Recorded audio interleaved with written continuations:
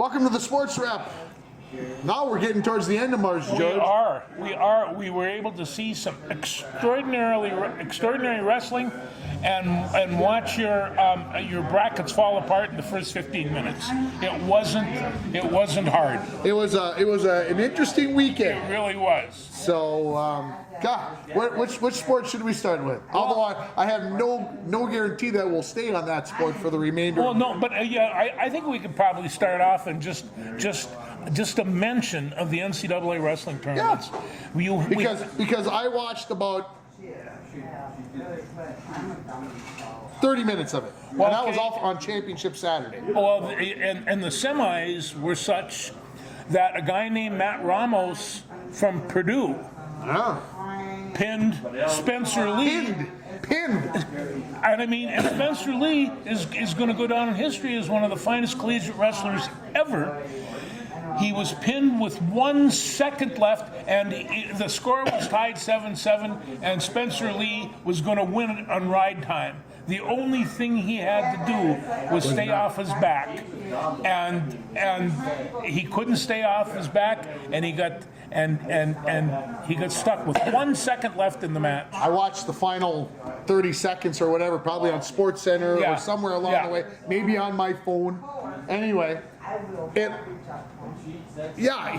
he looked like he wasn't going to get pinned, but he was still going to lose. Right? I mean, that's the only time I've ever seen a look in his face is, "Oh my Lord, I am in trouble," and he knew that he was in trouble. Ramos only had to make an adjustment, and the only thing that Lee could do was kind of move a shoulder, and that was all the adjustment that Ramos needed. And he had him flat, And I mean, one time when I was competing, I pinned a guy with 2 seconds left in the second period, and this was the championship tournament. And I was so glad. And 2 seconds, you figure that just slides by. Now in wrestling, boy, they can be everything. Yeah, it's hard to believe Spencer Lee, the 125-pounder from Iowa, who had won 3 national championships in a row at his weight class, didn't wrestle last year because he had both of his knees cleaned up and redone and everything else. And you think he's coming back to win his 4th in a row, and he had his other 2 matches, they were first period technical fouls or sticks. I mean, he was so dominant, and you have not seen him wrestle where he hasn't been absolutely dominant. True. And to watch him get pinned like that, my mouth. You didn't say a bad word? No, I couldn't say anything. My mouth was wide open. I really like Spencer Lee's wrestling. I've always appreciated what the man has accomplished, but wrestling at that level can really be precarious. And then Ramos got beat on Saturday night. And then Ramos got beat on Saturday night he beats the guy who should be the champion, and then got a guy named Pat Glory from Princeton. Now, Pat Glory, what a name for a 125 wrestling champion. Tough as nails, and it was a very, very good match. But I'll tell you, I think Ramos, he put everything he had into that Spencer Lee, and I'm not sure there was much left in the tank. Yeah, you kind of go through that. It's almost a letdown the next day because you're like, I beat the champ. I beat him. I already took him down. I should be crowned. No, he was walking around and people were just applauding him and standing up and almost doing everything but genuflect. And it's just... Oh, sorry. Yeah, no. I assume you saw Mother's reaction. Spencer Lee's mom's reaction. Yeah, it's just... In case you didn't see it, go into your browser, type in Spencer Lee's mom. I'm sure it's going to pop up.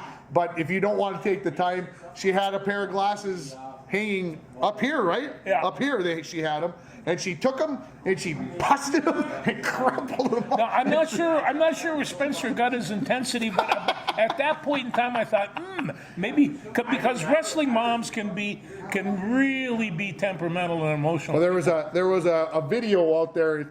I'm sure it's still out there of them, mom and son, wrestling at Christmas, and they were, he wasn't obviously going all out, but she was. Yeah. She was going all out, and they kind of got into a kind of a scramble.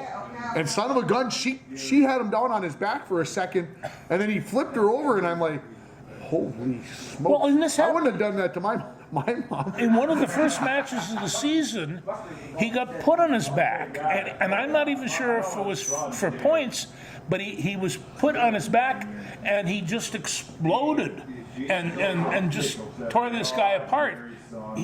Nobody had ever seen him on his back or even near, and so this is things. There's a number of wrestling matches that people talk about 50 and 60 years later. Some This will be one of them. yeah, Dan Gable at the Midlands tournament, never been defeated. He was defeated there. They still talk about that for a long time, and so these are one of these mythical matches that you beat the champ. So I was at 125, 133. Your man Ramos Bravo, Young RBY or whatever his name is. I didn't see the match. All I know is he lost, and I couldn't have been happier. No, he did. He's from Penn State. He's from Penn State, and you had to take a look because Penn State, I don't know, what did they have, 5 guys in the finals? Five guys in the final, and only 2 champions. And only 2 champions, but they still won the trophy as well. They should. And the semis, they had 8 people. You can only have 10. And you had 8 of them in the semi. You're adding up an awful lot of points when when you got that kind of people. But they have a great team.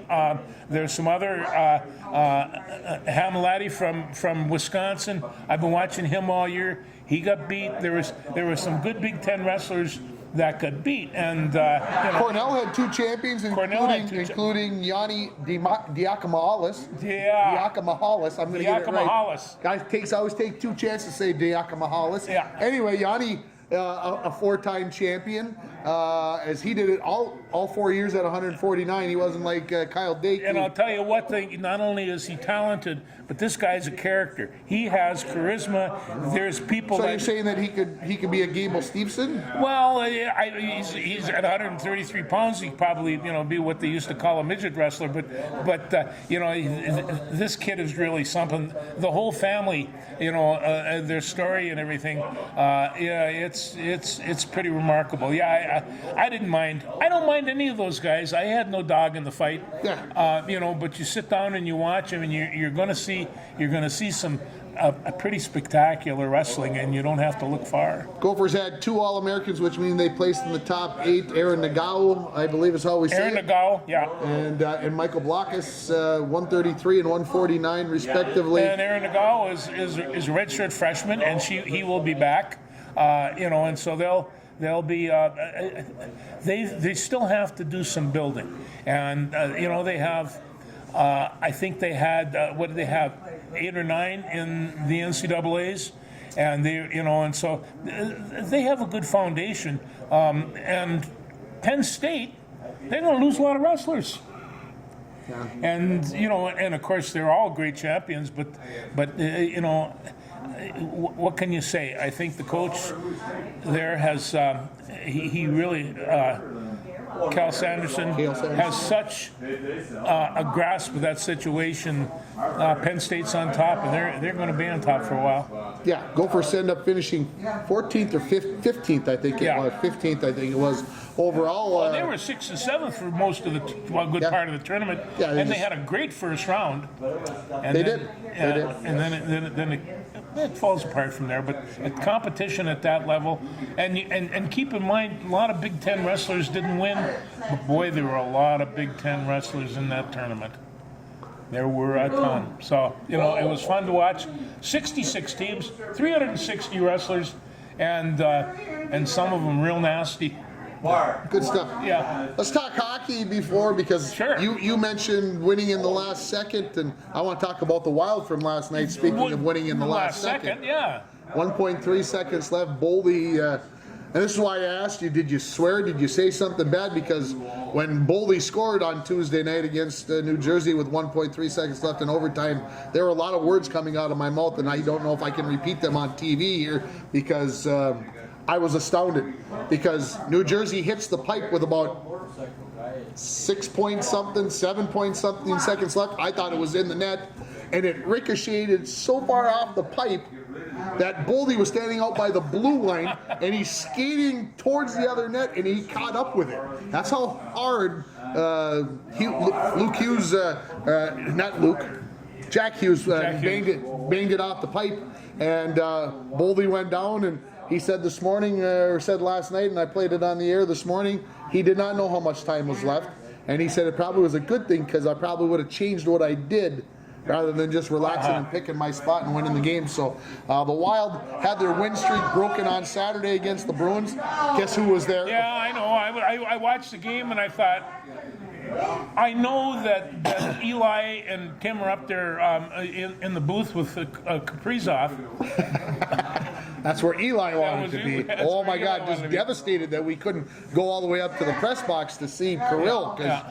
But yeah, we sat in a suite, and I thought the Wild for the first few minutes were the better team, and then they had a goal taken away on an offsides, and then about 10 minutes later they had another one taken off because of an offsides call that both of them weren't called and got reviewed on, and both of them the goals were taken away, and it was just like it was over. And Boston obviously has got a great team. They're 54-16 now overall on the season.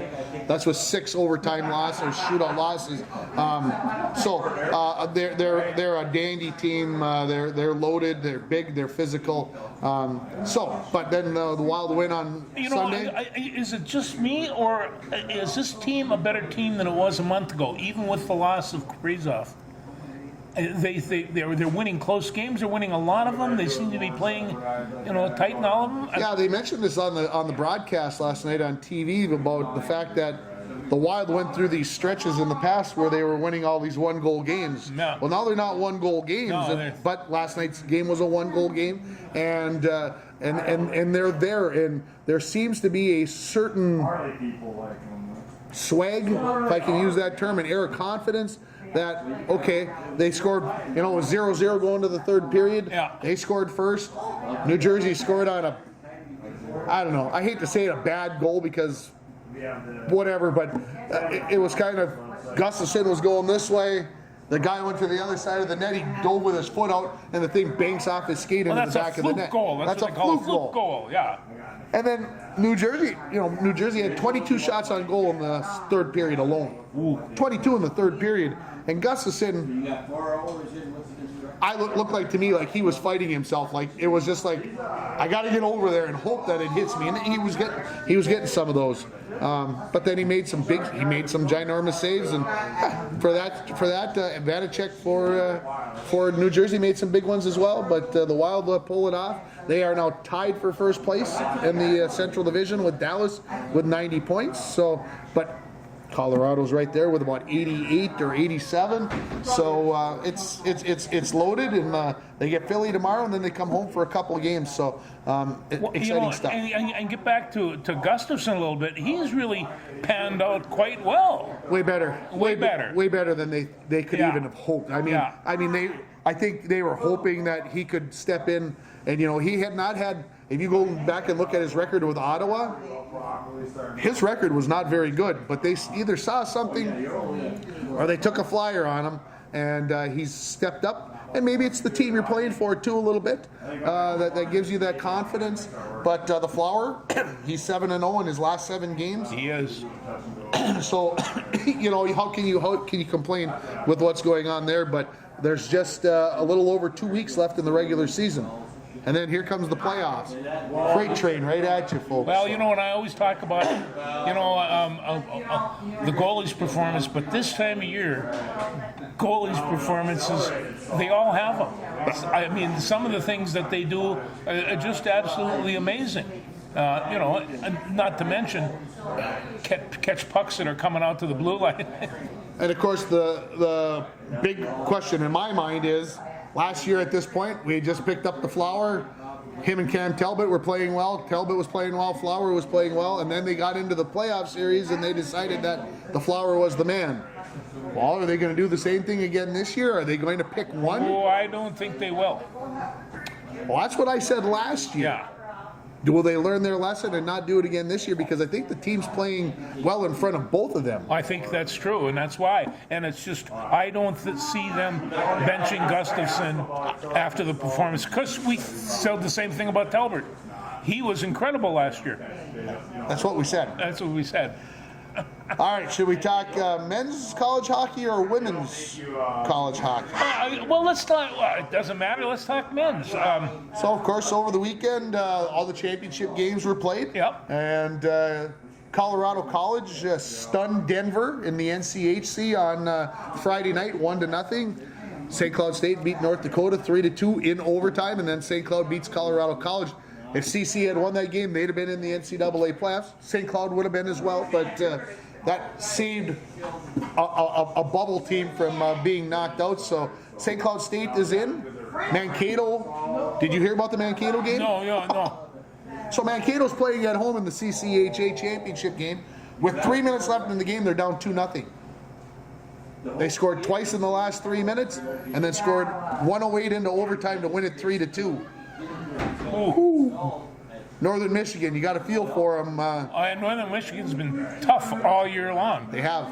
So Mankato's in, and then the Gophers lost to Michigan at home in the Big Ten championship game 4-3. Yeah, tearjerker. Tearjerker. I'm sure everybody was sad here at this table and everywhere else. You weren't sad. Not sad at all. No.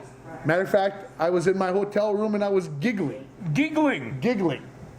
Chortling. And Eli's like, "What are you laughing about?" I said the Gophers lost. I can't help myself. However, having said all that, Minnesota, despite the losses, the number one overall seed in the NCAA tournament. They're playing in Fargo on Thursday night at 8 o'clock. And guess who else is in Fargo?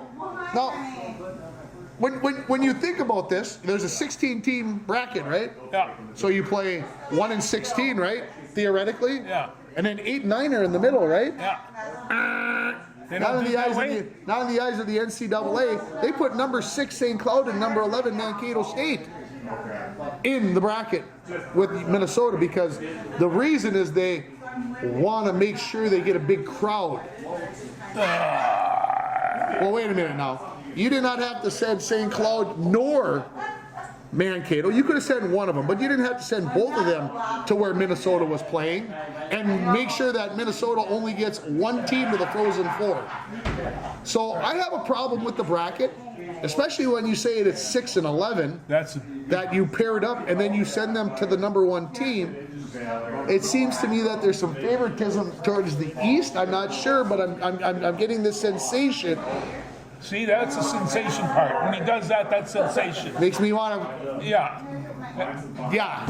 So anyway, St. Cloud and Mankato play 4 o'clock on Thursday. Minnesota plays Canisius. Hockey powerhouse Canisius. Now, so What are they seeded? They're last. Must be. Well, then they did that right. I think they're last. Anywho, now if the Gophers lose to Canisius after what I just said, well then That's not going to happen.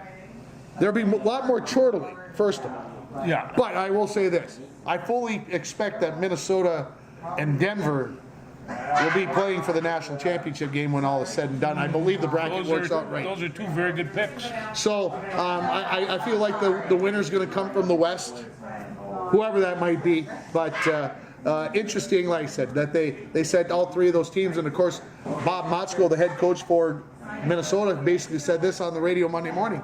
We know that the place is sold out in Fargo. It's like 11,000 seats or whatever. It's sold out. But you know who bought all the tickets? Those silly buggers from North Dakota. They did. And, of course, their boys didn't make the tournament. No. So now my question is, Are they going to all show up if again? you're wearing green, Yeah. are you going to go watch? Are you selling those tickets? I can't wear green. I break out. But Especially if it's Bemidji State green? yeah, that's really bad.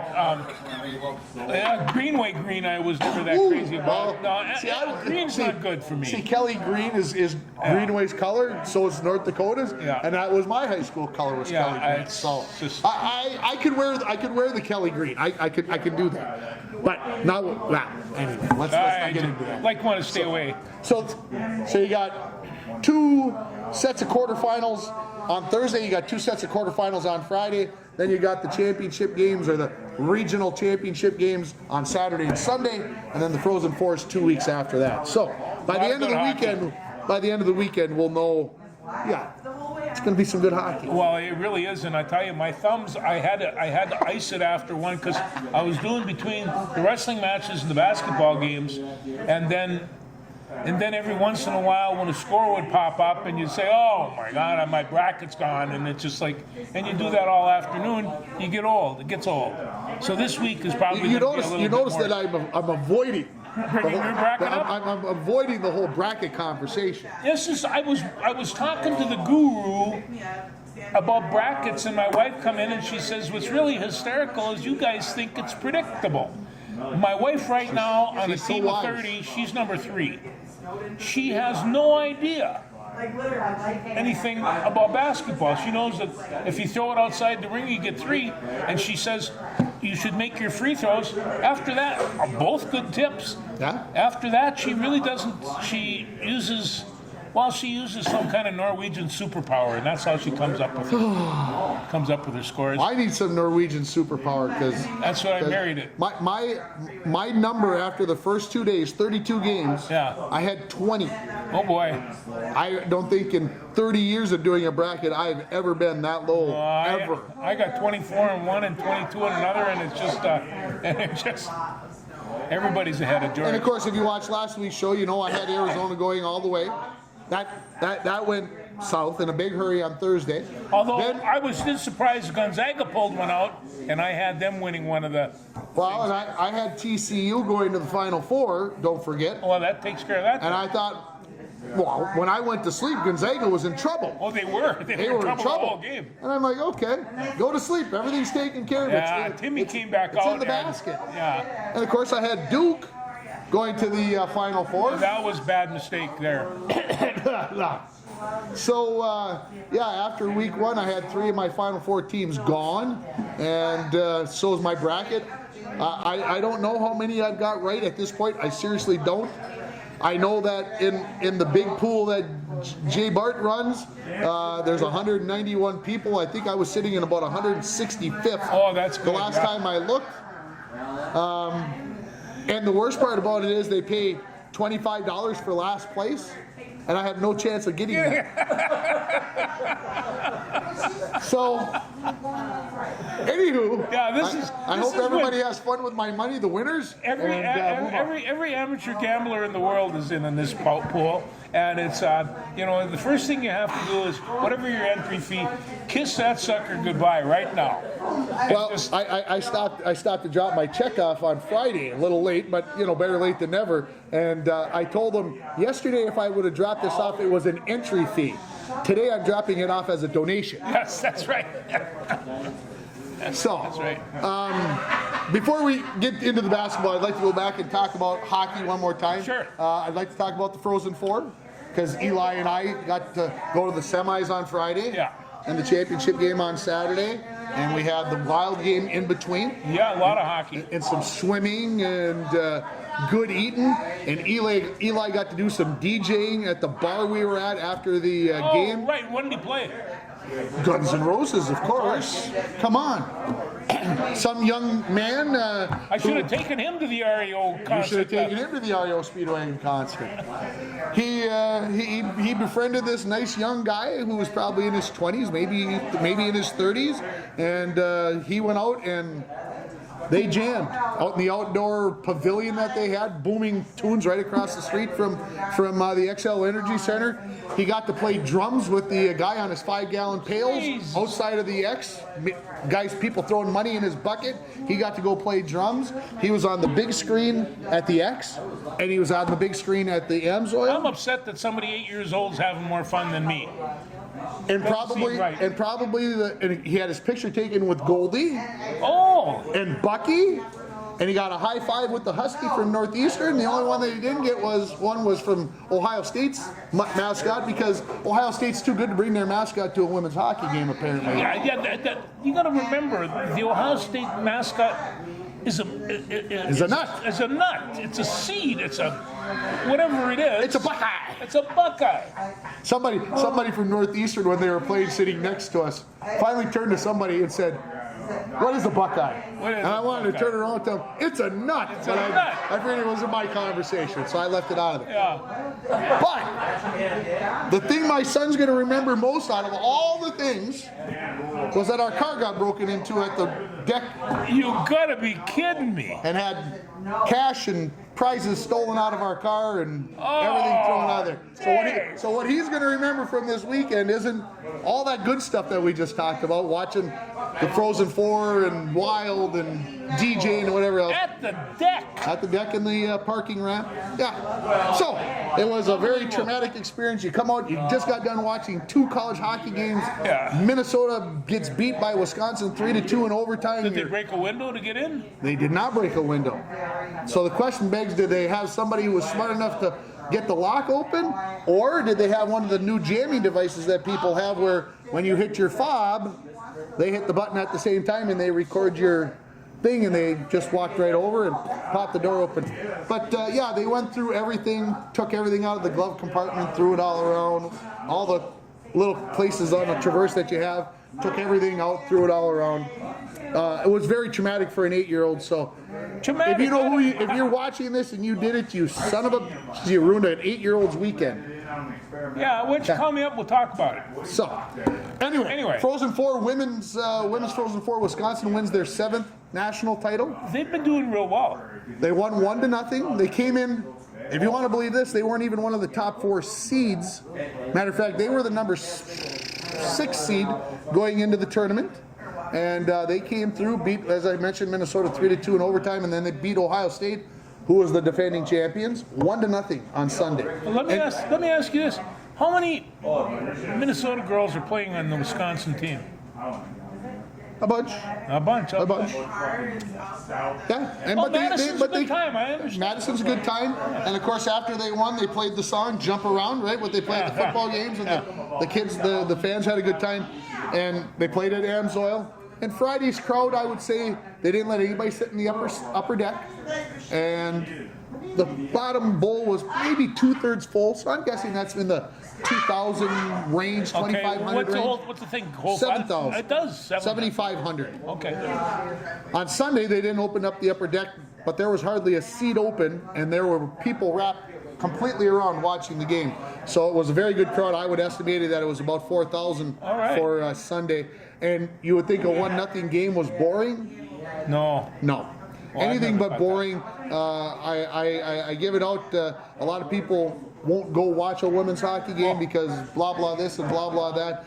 Even Eli was saying, how come they're letting them check, Dad? They're not supposed to be checking. Well, that's the physical nature of the game. I mean, it really is. I mean, they're getting lumps in there now. They're beating the shit. And you know, I got to tell you, in 20 years, I think hockey in the state of Minnesota has progressed women's sports far beyond any of the rest of the sports. Basketball, all the rest, but hockey. Like, how many people are in Wisconsin from Minnesota? How many people are in North Dakota from Minnesota? Or any of the other Big Ten schools? We put out a lot of hockey players in this state, and it's and great women. I mean, I think the Minnesota roster had 26 or 28 ladies listed on it, and I think 23 or 24 of them were from Minnesota. And I was just like, that's impressive. But yeah, Ohio State. A couple of their top players are from Minnesota, so yeah. Anyway, it was a good time. When it comes back to Minnesota, like I said, if you want to watch high quality hockey, to me, that's what it was. It was a good time. I enjoyed it. No, if you got nothing else here, we have high quality hockey. So you got to give it that. Okay, let's talk about the NCAA men's basketball tournament because we sometimes getting like what I got out earlier just kind of helps kind of like confession or something. But anyway, what was the big surprise? What sticks out to you from the weekend? What was the number one thing that sticks out in your mind? Well, all these 16 beating 1. That doesn't happen. That's only the second time that happened. And we got our good friends from Purdue. And it's Jack Wagons. Oh my Lord! They got beat up. I saw in the game. They got beat up. Faster. Yeah. Faster. That is. That's right. Does this sound like a broken record? This is what we said last year. Yeah. The Big Ten teams are too slow, too methodical, too bangy. They need to be able to run.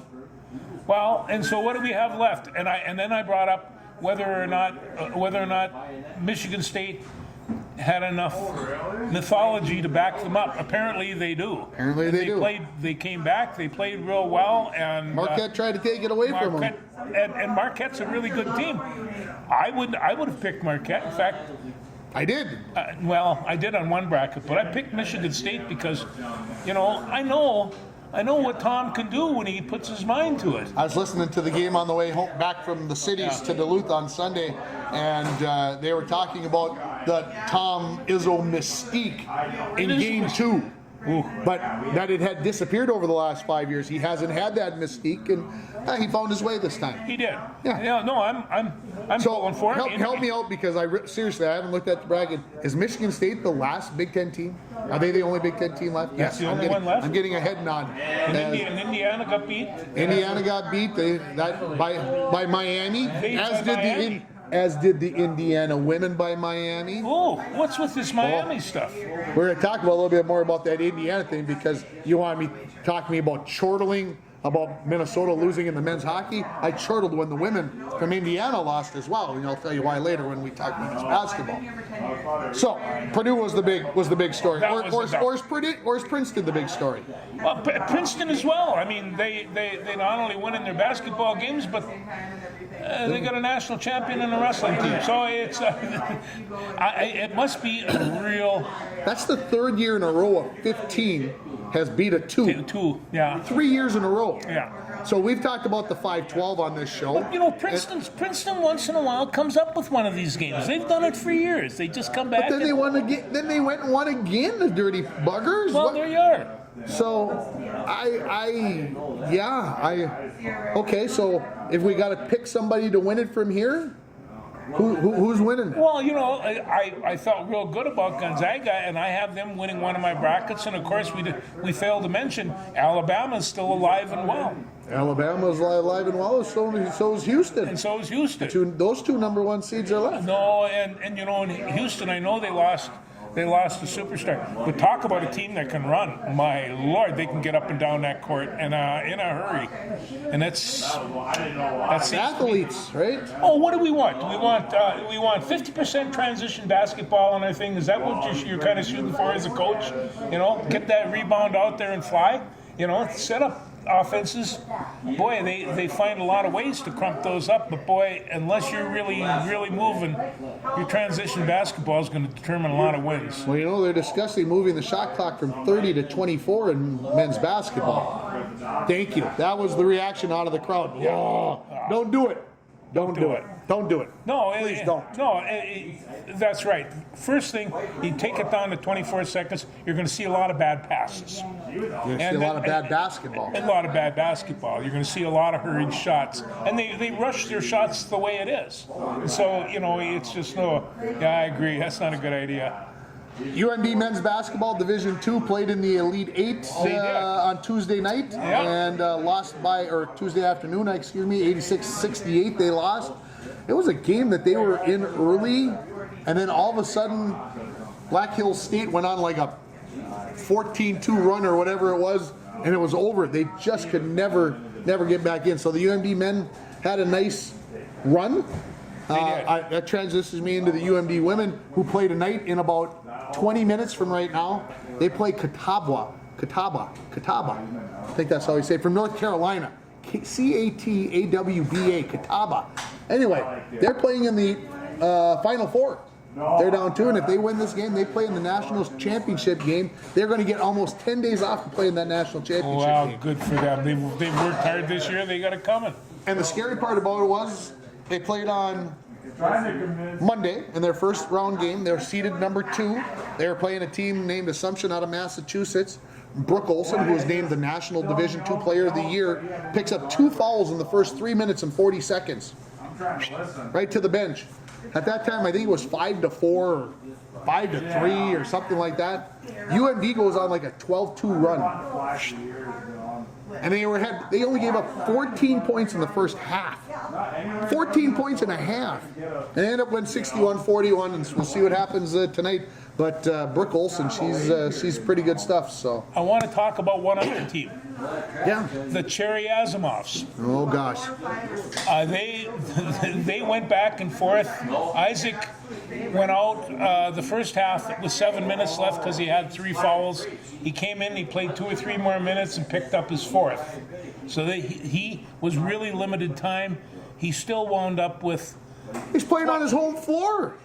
He should feel at home on Williams Arena. I'm going to tell you, he'll have a chance again next year because most of this Cherry team is coming back, including his brother and his cousin and the Sandberg, who got 32 points today. One senior on the roster. One senior on the Cherry roster. But I just like understand he there's was this a one- really good football player, and he's looking to go to some Division II tight end type thing. So they have a horse. But these guys really play well. They run the court real well, and every one of the Asimovs can score. And they're happy to do it. 11th, fun 10th, team. and an 8th grader, the Osama boys are, and Cherry's going to be. I think they were offended that they were a number 4 seed.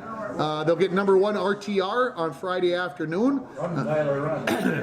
Russell Tyler Ruthin, and I have strong feelings about RTR because they beat Toivola Meadowlands. Russell did in the 1979 championship game. No, Did I say it? Did I get it? The story No, across? you did, Did I you get know. it? I'm And then they telling pick you, up. some of these things you just have to let go, Tim. It's 43 years, 44 years later. Bull.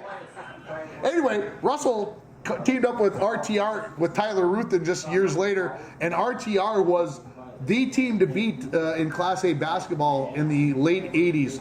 And of course, they had the Bowman brothers, one who obviously was the quarterback, played with the Vikes, and they got things going. And of course, RTR is reloaded again, and I'm sure Williams Arena this morning had the chant of "We Are RTR" going like crazy, and that's who Cherry gets on Friday.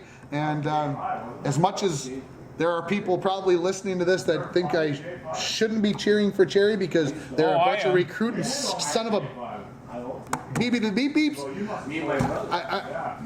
Well, You got to cheer for their county school. Got to cheer for them, and on right? top of that, if you notice, the place is full of kids of Finlander ethnicity. They're all Finns. Rutsalainen? That's a Finlander name. Rutsalainen. Rutsalainen. I mean, they're a bunch of Finns. How can you go wrong saying a name like No, Rutsalainen? and they can fall down and break a leg, and I don't even stop them. They just get right up keep there going. tough, and they keep on going. Now, Cherry was fun to watch today, and I will be watching on Friday. And this high school neighborhood. This NSPN TV. Yeah, TV. you watch that, and it's really fun to keep track of all those games. But I kept my nose to the grindstone this afternoon.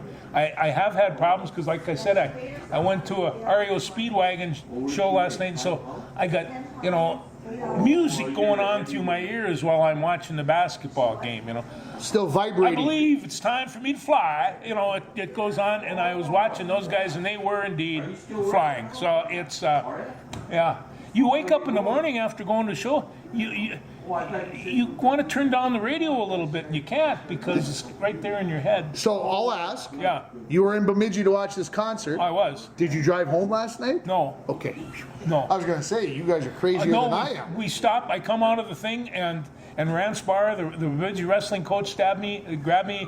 We talked for a second. He says, "If you're driving home tonight, I'm going to be pissed." I said, "No, I'm not driving home." So we're staying over at the hotel. We walked right there. Yeah, So good stuff. we did. It was very comfortable. And who opened for REO, or were they by themselves? No, a group called Levon. And Levon are from Nashville, Tennessee. They drove up here in their RV, and I'm not sure they'd ever been to Minnesota before, and they picked a fine time to come. I'm sure they waited to leave because.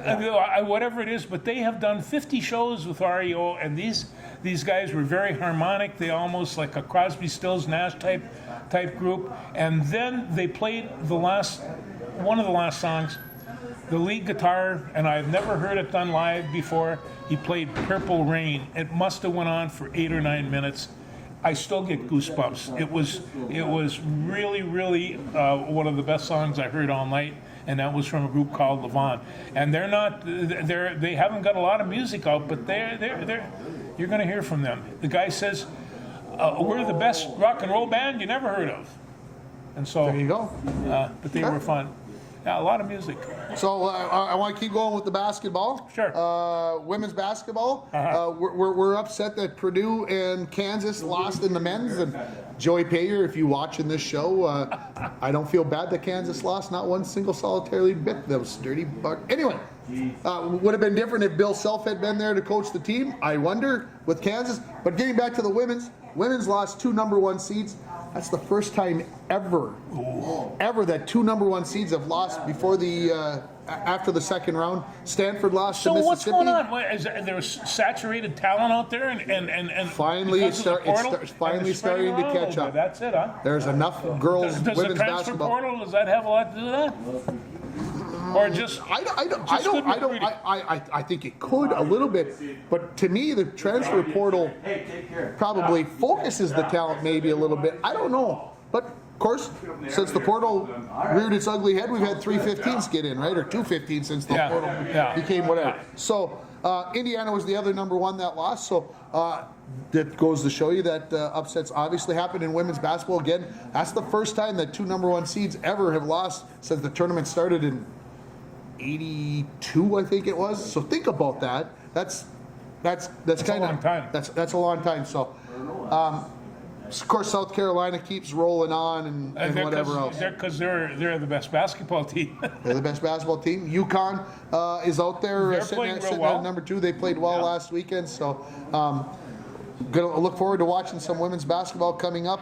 And of course, you mentioned the boys basketball tour. I have to talk about this because I think Randy probably would enjoy it, and I think we feel so whatever about kids and shooting the basketball. Yeah. Yesterday I watched Orono and Hermantown. And Hermantown fell behind about 15 points, 14 points, about midway through the second half. And they were firing lots of threes, but they were still being aggressive, and they started chipping away, but they finally got to the point where they had to foul and go down and shoot a 3 and foul and shoot a 3. Well, you would think at some point Orono would start to feel the pressure and they would break. Yeah. The 2 teams combined now in the second half, playing in Williams Arena where those big spaces behind, okay, and you don't get to play in those places very often. No, you don't. Hermantown and Orono combined shot free throws 32 for 34 in the second half. Well, Cherry shot 60% today. 60 from the free 60. throw line. Well, not from free throw line, from the court. Oh, from the court. Yeah. Oh, that's not. So anyway, there must be something in the baskets they're that the Gophers haven't found yet, because they couldn't make a free throw or a bucket at Williams Arena, but apparently the high school kids can. But the Gophers did find a new coach. Gopher women have got a new coach. Yes, the Don. I'm gonna Try this. It is Plutzowite. Blitzwhite. Okay. Blitzwhite. Now, I took a look at her resume. It's quite a resume. She's been around for a long time and been successful.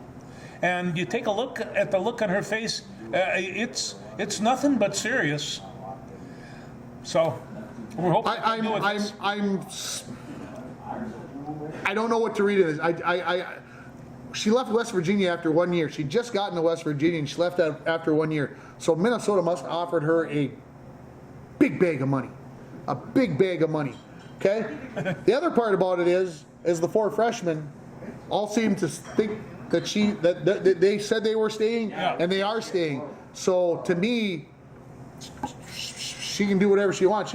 If those 4 all agree, and they could change their minds. No, she's here for a while. Could be August, and they pull the pin and whatever else. But and I don't know what kind of contacts she has bringing in either. I mean, she's been around for a while. She knows a lot of players out there. So, she.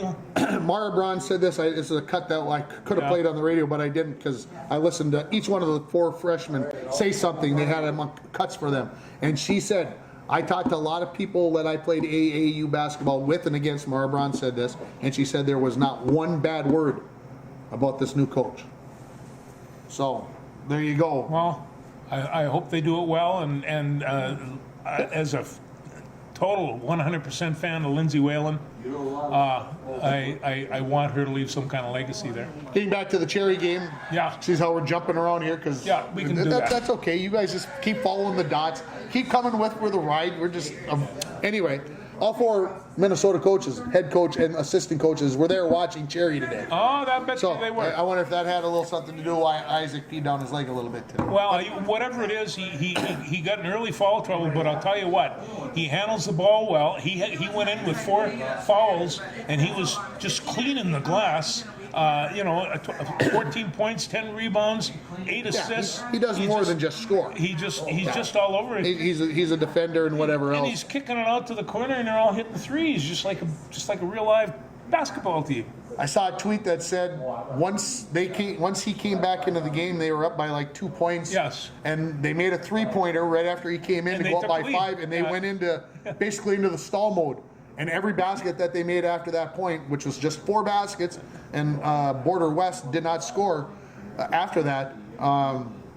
They were 4 layups. They were. So Cherry showed that they can go into the stall and do what they have to do. And they played solid defense at that time too. I mean, they were getting block shots and a lot of boards. So they were working hard. Everything that you had going on Saturday, did you watch Mountain Iron Buell play in the state championship game at No, all? I You didn't partake.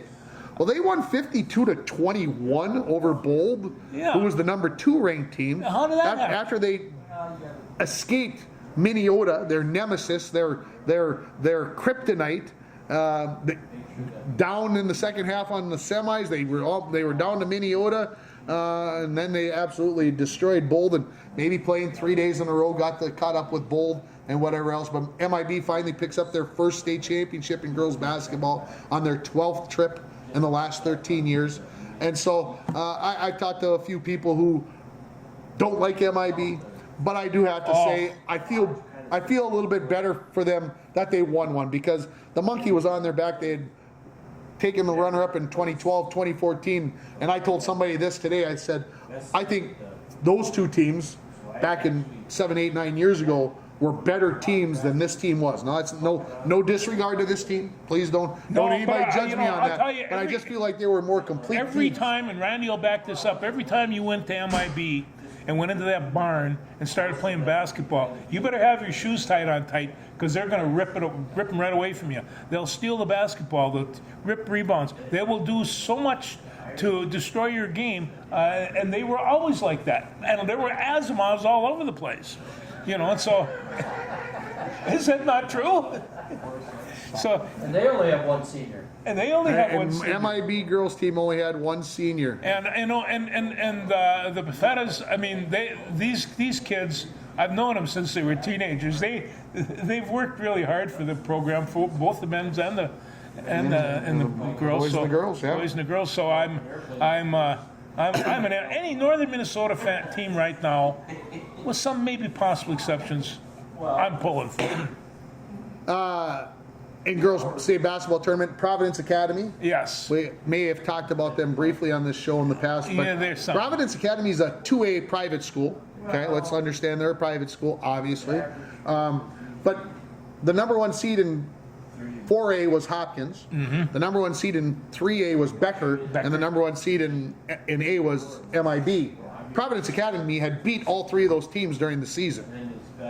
So I'm putting that out there to show you that this girl, Madden Greenway, who is Chad Greenway's daughter, Yeah. who played for the Minnesota Vikings, and who's on the Franson commercials, if you haven't got sick and tired of watching him during the tournament yet.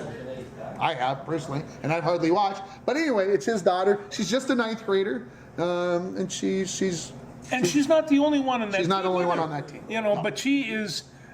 she's the straw that stirs the drink. She surely is that. And to be Chad Greenway and watch his little girl, she's not very... She's Not very little. 5'8" or 5'9", but whatever she is, she's going to be a good one. She handles the ball well. She's gonna be a good one. Yeah. So. She shoots the ball. So But you were talking, she came from Wayzata to go over there and... Because they wouldn't let her play as a 7th grader, and they thought she was good enough. Yeah. I don't know. I can't fault Wayzata for having a rule that says you can't play varsity basketball till you're in the 9th grade. I mean, they are a 4A school. They are. I mean, come on. You want a 7th grader out there? I lived with a 7th grader that was on varsity, and she had herself a really good time. She didn't know what she was doing and probably got in trouble, but she was heaven's sake. she could board. So there we got basketball. Geez, I feel like we kind of covered it because we did Division II. Hey, I forgot to mention Gustavus Adolphus women's hockey team, triple overtime for the national championship. Who'd they beat?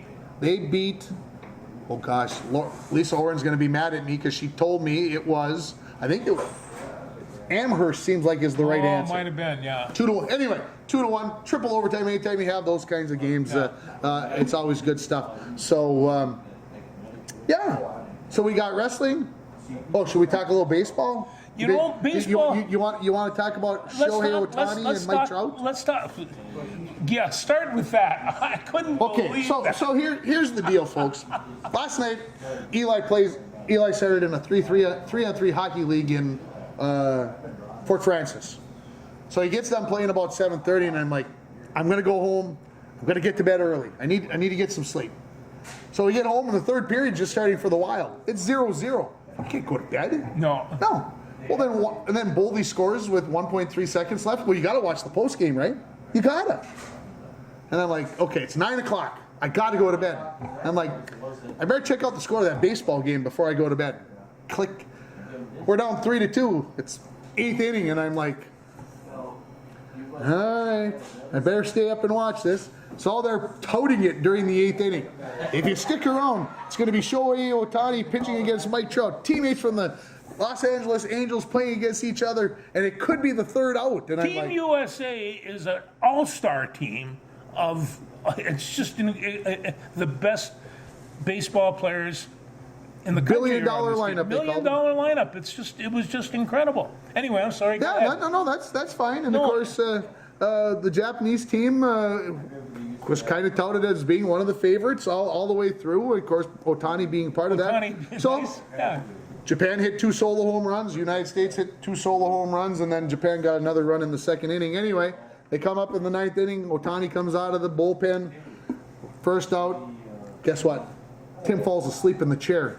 I'm like, I wake up and Trout's just walking into the batter's box. So what Mookie Betts did as the second hitter, he grounded into a double play. He grounded into a double play. Why didn't they have Mookie Betts bunt? I don't know. Oh, why did they not have Mookie Betts bunt? This was not Mookie Betts' best tournament. It just, they beat up Canada that time, and after that,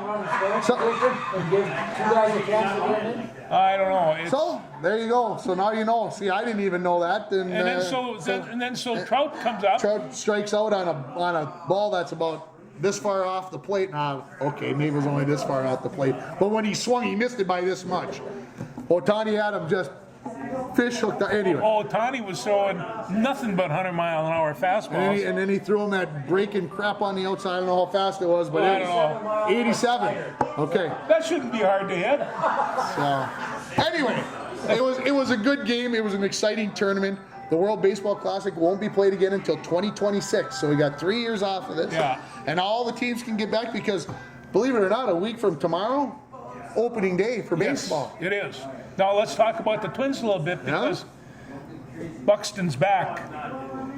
He's designated hitter. He's half back. Well, he did. What do you don't He's even half do. back. He is going to be one of the best designated hitters in the league. I predict that. But he's not going to be on that field. If he could be the best designated hitter in baseball, I'd take that. Forget about him playing defense. I would too. If he can play the designated hitter role and play 130 games at that. Oh, it's like Ohtani. There were a lot of people said he should never swing the bat again. He's too valuable as a pitcher. I'd let him swing because. Well, let's get Buxton out there pitching then every 5th day and see how that works. Well, they do that from time to time. Of course, they did mention that Jorge Polanco will not be in the starting lineup when the year starts. His knee has not come around, and there was there in the things that I get from the radio, there has been some flavor in the comments that some of the Twins players who are not fully healthy i.e. Byron Buxton, i.e. Jorge Polanco. They didn't say those names specifically, but it certainly was inferred that they really didn't follow the off-season program that the Twins wanted them to follow to try have them ready for the start of the season. And the comment was made, well, the Twins let the players do what they thought was best. Oh boy. That was the comment. To me, that's a tongue-in-cheek comment of, well, we didn't do what the Twins said to do, and now we're going to be making money for sitting on the bench twiddling our thumbs.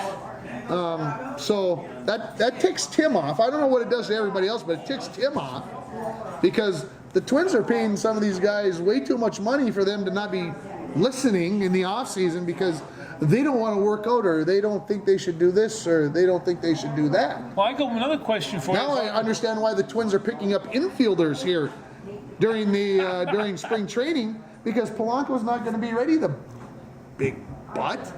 Okay, got that out of my face. Thank you, everybody, for listening. See, confessional, cleansing the soul. All right, go ahead.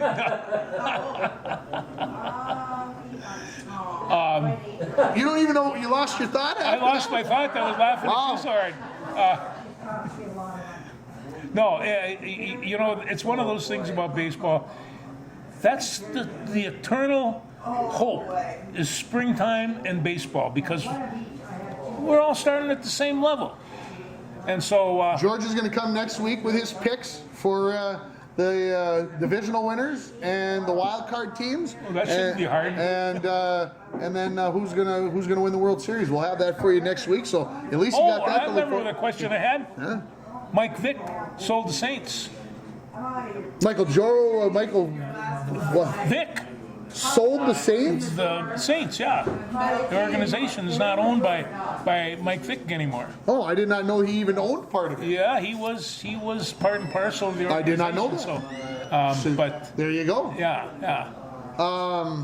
I don't think it's going to change much in terms of the team, but Willis Reed passed away Willis yesterday. Reed, you know, and I tell you, in the 70s when he came out of onto the court on a leg that was not really a leg, and won the NBA championship, every kid in town wanted to be like Willis Reed. They just like, you tried to shoot like him, you even tried to limp like him, because you figured it'd probably help your game. He was an amazing athlete. All I can say is I never saw Willis Reed play a game live because he was retired in 1974. When he limped out onto the floor in 1970, I was only about 6 months old. So I can't say, but I saw Willis Reed limp out onto the floor enough times on sports programs when I was a kid and everything else that I feel like I was there. Like I watched the game. Do you realize he only scored 4 points in that game? He came out for game 7, limping, scored the first 4 points of the game and never scored again in the game. No, but they But did was win. named MVP. They did, yeah. His game MVP. So what can you say? Yeah. But you know, he was an amazing guy, and of course the media loved this, and he was such a nice guy. He was a great interview and all the rest of that. No, Willis Reed, 80 years old. He was a good one. He was a good one. Yeah. I know I'm picking and choosing now. Fort Francis boys hockey team playing out in the offices went 1-2 and got eliminated this morning. So their season has come to an end. The curling team from Fort Francis is playing in the offices. They just got started this morning, so they lost their first match. I didn't get the chance to see. They're about done by now at how they did in the second match. And the Fort Francis Lakers are starting the playoffs tomorrow night, and of course that's of importance to me because we're broadcasting all their playoff games. So some playoff hockey coming up here. It's playoff time, which of course is going to cause me to miss the Minnesota and the St. Cloud, Minnesota Mankato State hockey games tomorrow. But so it goes, right?